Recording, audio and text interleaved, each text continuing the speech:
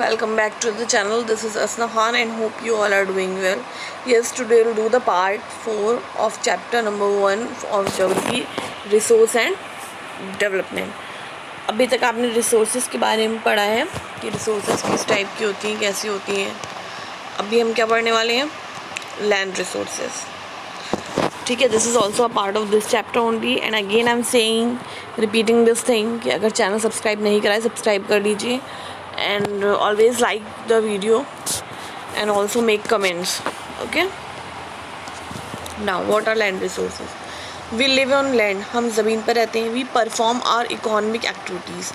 और हम economic activities भी perform करते हैं जब हम land पे रहते हैं. And we use it in different ways. और अलग अलग तरीके से हम land का use करते हैं. Thus land is a natural resource of utmost importance. It supports natural vegetation, wild life, human life, economic activities, transport and communication system. हमें पता भी नहीं चलता बट हर चीज़ को सपोर्ट करती है लैंड जो है, और हर जगह उसका यूज़ है. However land is an asset of a finite magnitude. ये एक एसेट हमारे लिए फ़ायदे की चीज़ है. Therefore it is important to use the available land for various purposes with careful planning. इसलिए हमें लैंड को जो यूज़ करना है वो विद केयरफुल प्लानिंग करना है, उसको भी हमें तरीके से यूज़ करना है. Okay, India has land under a variety of relief features, namely mountains, plateaus, plains and island. जो हमारी कंट्री है इंडिया में, यहाँ पे आपको पता है कि टोपोग्राफी कैसी है. यहाँ पे ढेर सारे फीचर्स हैं. तो यहाँ पे लैंड आपको किस किस फॉर्म में मिलेगी? आपको माउंटेन्स की फॉर्म्स में, प्लेट्यूज़ के फॉर्म में जिसे हम पठार कहते हैं, प्लेन्स के और आइलैंड के फॉर्म में.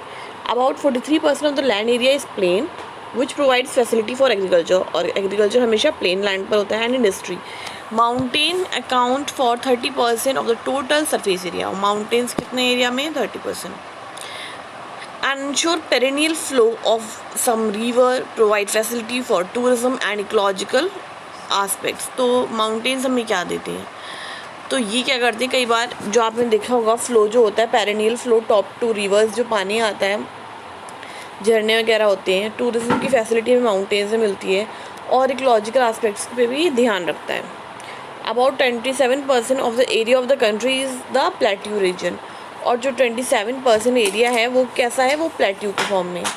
It possess rich reserves of minerals, fossil fuel and forest. और यहाँ पे आपको क्या मिलता है? प्लेट्यू के अंदर मिनरल्स, फॉसिल फ्यूल, फॉरेस्ट जो हैं वो भी यहाँ पर होते हैं. Now here is a this figure type of pie chart given कि आपको पता चल रहा है. अपनी कॉपी में भी आप बना सकते हैं कि प्लेन एरिया सबसे ज़्यादा है, लैंड जो है प्लेन फॉर्म में ज़्यादा है, माउंटेन के फॉर्म में भी 30% है और प्लेट्यू के फॉर्म में 27%. तो ये land under important relief features आप ड्रॉ कर सकते हो if you want. Now land utilization. Land को यूटिलाइज कैसे करा जाता है? तो land resources are use for the following purposes. देखिए, सबसे पहले फॉरेस्ट में यूज़ हो रही है लैंड, आपकी जंगल है बहुत ढेर सारे.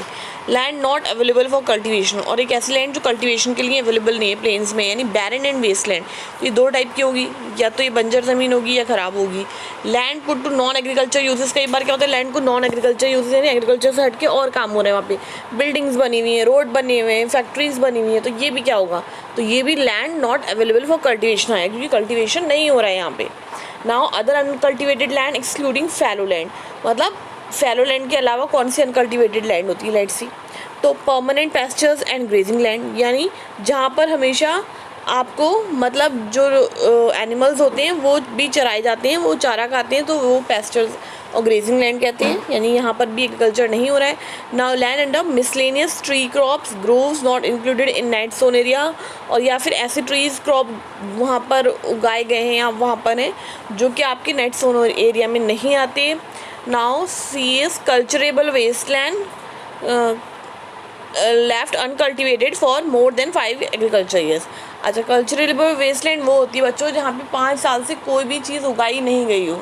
यानी पहले वहाँ पे फार्मिंग होती थी, पहले एग्रीकल्चर होता था, बट अभी क्या है, अभी नहीं होता लास्ट 5 ईयर्स से. ओके, ना fourth one is fallow land. Fallow lands कौन सी है? Current fallow, left without cultivation for 1 और लेस देन 1 एग्रीकल्चर ईयर. यानी यहाँ पर जो है एग्रीकल्चर या तो 1 साल से नहीं हुआ है या फिर उससे कम टाइम हुआ है, बट यहाँ पे एग्रीकल्चर फॉलो नहीं हुआ है अभी. Now B1 is other than current fallow land.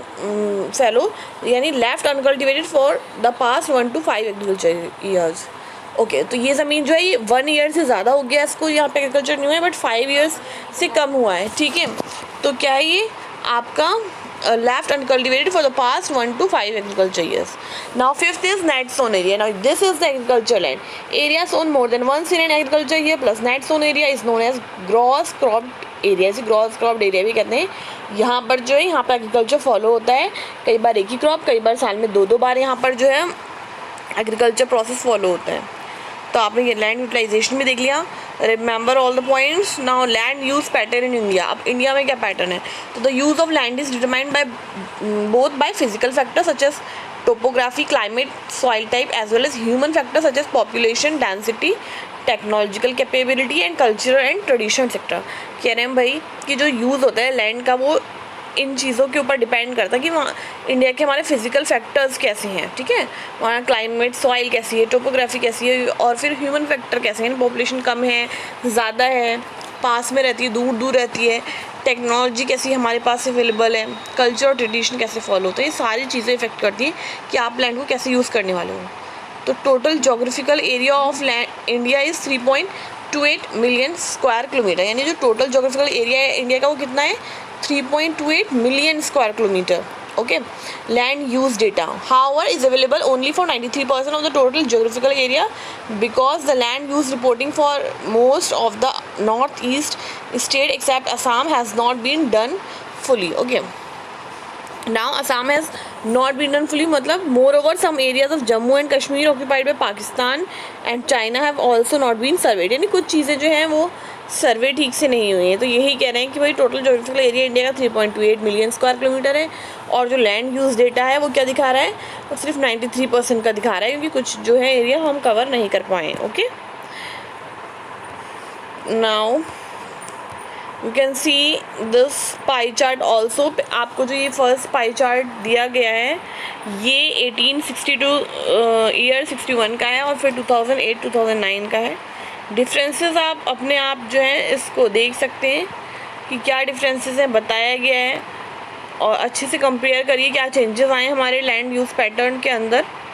Now the land under permanent pasture has also decreased. जो परमानेंट पैस्चर लैंड थी वो भी कम हो चुकी है। How are we able to feed our huge cattle population on this pasture land and what are the consequences of it. और अब हम इतने ढेर सारे एनिमल्स को इतनी सी जगह पे कैसे चरा सकते हैं, तो उसके कंसिक्वेंसेज क्या होंगे, यानी उनको ज़्यादा पेस्चर लैंड चाहिए ना। Most of the other than the current fallow lands are either of poor quality और the cost of cultivation of such land is very high.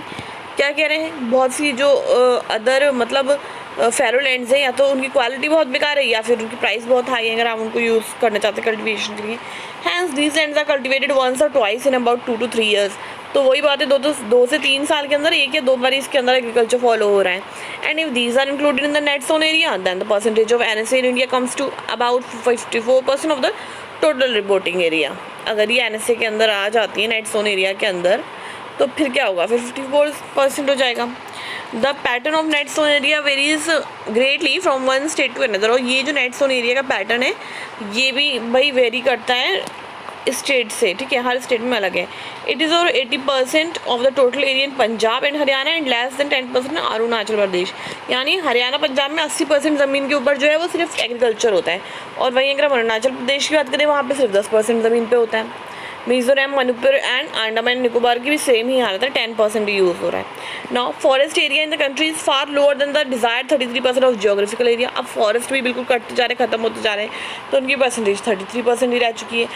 As it was outline in the national forest policy 1952, ये भी 1952 की figure है। It was considered essential for maintenance of the ecological balance. कह रहे हैं भाई forest बहुत ज़्यादा ज़रूरी है, वही हमारे इकोलॉजिकल बैलेंस को मेंटेन रखते हैं। अगर फॉरेस्ट नहीं होंगे बच्चों तो हमारा एनवायरनमेंट तो ख़राब हो ही रहा है ना उसी वजह से।